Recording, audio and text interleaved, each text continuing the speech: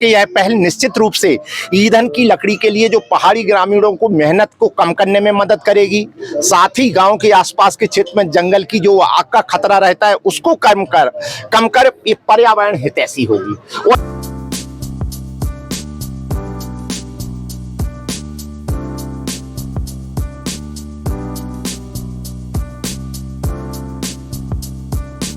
Hello hi दोस्तों, नमस्कार। कैसे हैं आप लोग? पंतनगर मेले में आज दूसरा दिन है। ठीक है, कल आपने मेला देखा होगा, पहला मैंने आपको पार्ट दिखाया था। आज दूसरा दिन है मेले का और पंतनगर में ही हम लोग हैं। तो आज जो है स्केच के अलावा भी मैं आपको बहुत महत्वपूर्ण आविष्कार दिखाने वाला हूं जो खेती और किसानी और आप सब लोगों के लिए आवश्यक हैं। और वैज्ञानिकों ने हमारे पंतनगर के क्या क्या किया है, आइए चलते हैं मेले में और दिखाता हूँ आपको। तो भाई देखिए, गाड़ी पार्किंग आप पार्क में ही करें। ये देखिए पूरा मेला परिसर है, पार्किंग बनी हुई है। अस्त व्यस्त तरीके से गाड़ी ना लगाएं और पार्किंग में पार्क करने के बाद ये है सामने मेला परिसर। आइए चलते हैं।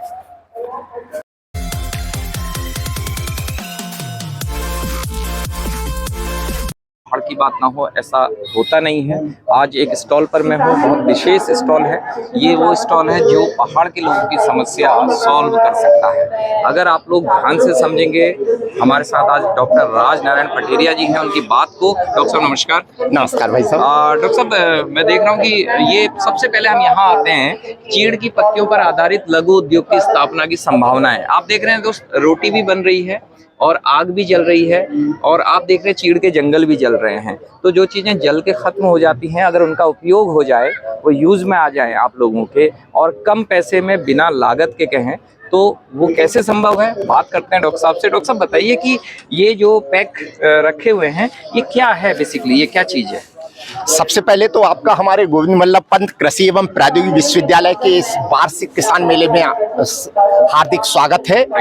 आप ये जो देख रहे हैं पाइन नीडल्स, जो चीड़ की पत्तियां, जो कि पहाड़ों पे एक विकराल समस्या उत्पन्न करती हैं, खासकर गर्मियों के मौसम में, जो जंगलों में आग का एक प्रमुख कारण बनती हैं।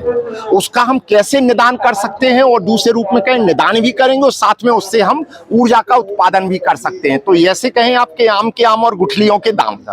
तो उन पत्तियों को इकट्ठा करके सबसे पहले आप देख रहे हैं हमारा बायोचार यंत्र है। तो डॉक्टर साहब कह रहे हैं ना कि ये जो चीड़ की पत्तियां हैं वो आज तक जल जाती थी, बेकार होती थी, उसको जलाएंगे हम, अब खुद नहीं जलेंगी और उससे बनेगा ईंधन। कैसे बनेगा ईंधन, आइए डॉक्टर साहब से समझते हैं। जी डॉक्टर साहब, क्या बता रहे हैं? इस बायोचार यंत्र में भाई साहब हमने क्या किया, सूखी पत्तियां, चाहे आपकी चीड़ की पत्तियां हो या XYZ कोई भी कृषि अवशिष्ट पदार्थ हो, कोई भी, बस कंडीशन क्या है कि हमारा जो बायोमास है वो सूखी अवस्था में होना चाहिए। क्योंकि जलाना है, जलाने के लिए उसमें कोई मॉइस्चर कंटेंट ना हो, नमी ना हो।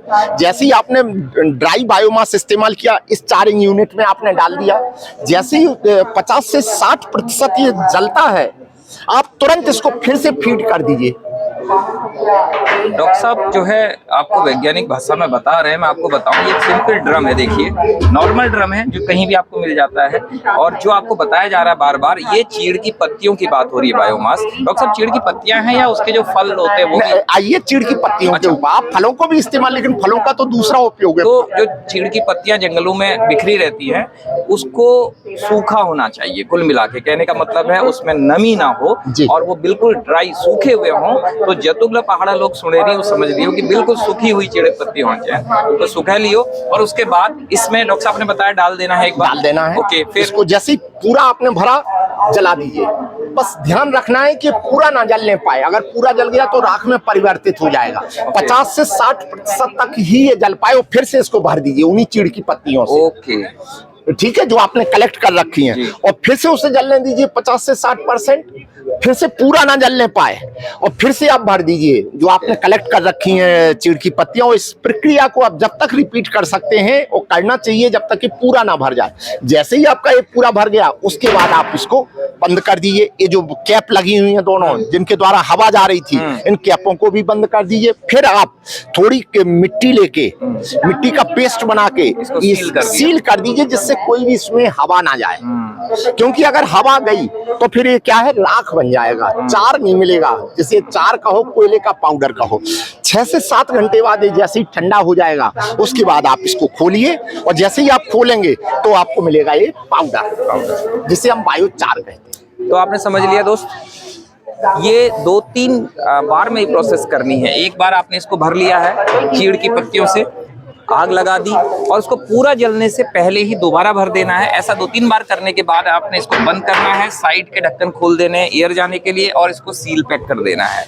5 से 6 घंटे डॉक्टर साहब बता रहे हैं इसको रहने के बाद जलता रहेगा और साइड से एयर जाती रहेगी। और ये जब तैयार होगा, जब आप इसे खोलेंगे 6-7 घंटे बाद, तो ये आपको ईंधन की सॉफ्ट बल्कि सॉफ्ट पाउडर फॉर्म में मिलेगा। और ये पाउडर फॉर्म अलग अलग टाइप से हो सकती है। अब इसका यूज कैसे आप करेंगे और ये क्या सीधा इसी से मिल जाता है या कोई और भी मशीन है, उस पर बात करते आइए। डॉक्टर साहब ये क्या है? ये देखिए भाई साहब, अब जो आपको बायोचार मिला इसके कई उपयोग हैं, बहुउपयोगी है। ओके। आप चाहें तो इसको खेतों में इस्तेमाल कर सकते हैं।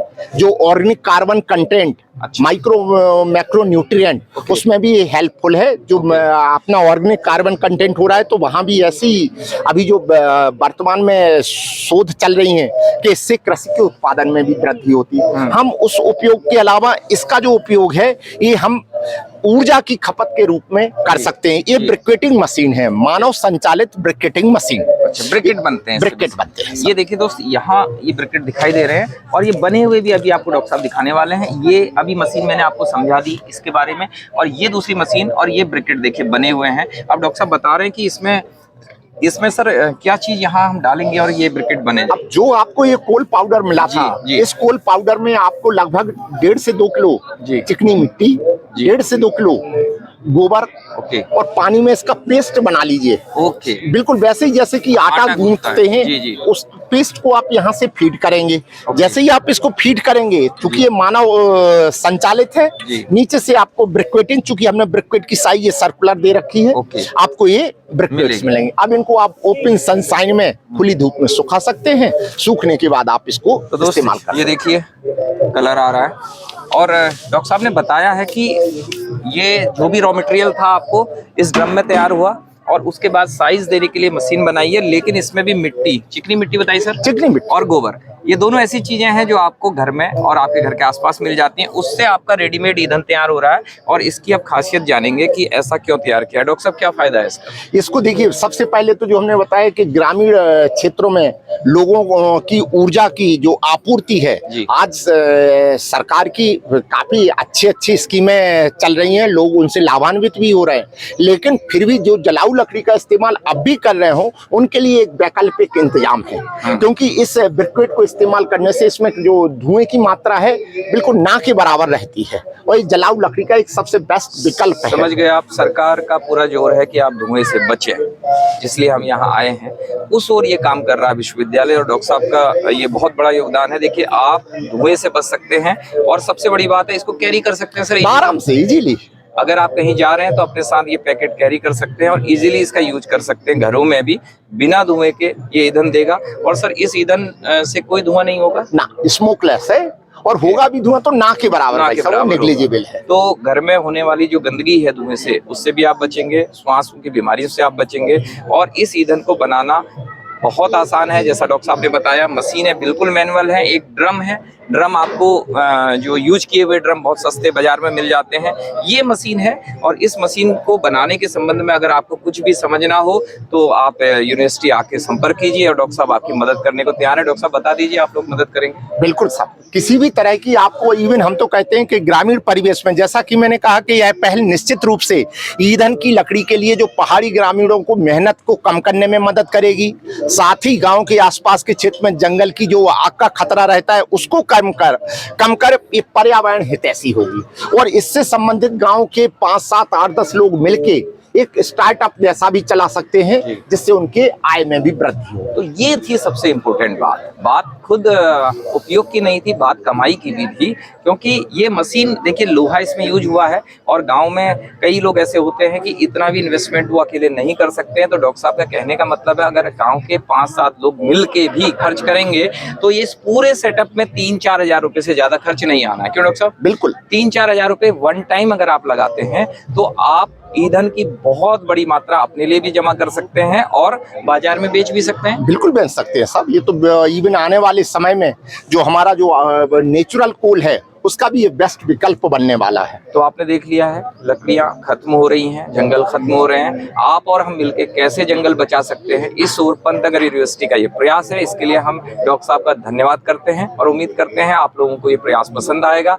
और किसी भी तरह की मदद के लिए आप डॉक्टर साहब से आके यूनिवर्सिटी में मिल सकते हैं। ठीक है सर, थैंक यू, नमस्कार। धन्यवाद साहब, नमस्कार।